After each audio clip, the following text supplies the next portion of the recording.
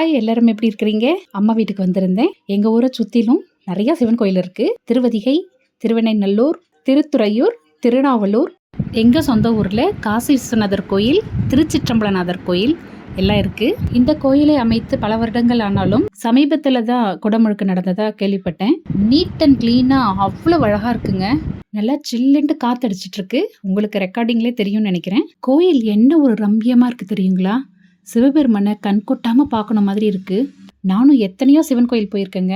ஆனால் இது மாதிரி ஒரு வைப்ரேஷனோட மனசு லேசாக இருந்ததை நான் நல்லா ஃபீல் பண்ணேன். சிவன் சன்னதிக்கு பக்கத்தில் சக்தியுடைய சன்னதி தனியாக இருக்குது. இந்த கோயில் இன்னொரு சிறப்பு, பெருமாள் தன் துணைவியாரோட இருக்கிறாங்க. ஒவ்வொரு வருடமும் பங்குனி மாதம் இந்த கோபுரத்தின் வழியாக சூரிய ஒளி சிவன் மேலேயும் அம்பாள் மேலேயும் விழுதான். ஏப்ரல் மாதம் 3, 4, 5, 6 தேதியில் விடுற மாதிரி சொன்னாங்க. வாய்ப்பு இருக்கிறவங்க சூரிய உதயத்தப்ப போய் பார்க்கலாம். சுந்தரர் பிறந்த ஊர் திருநாவலூர். சிவனை நினைத்து தேவாரம் பாடியவர்.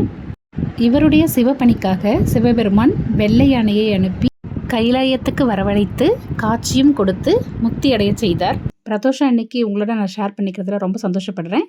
வாய்ப்பு இருக்கிறவங்க கண்டிப்பாக இந்த கோயிலை தவற விடாமல் பாருங்கள். பாய்.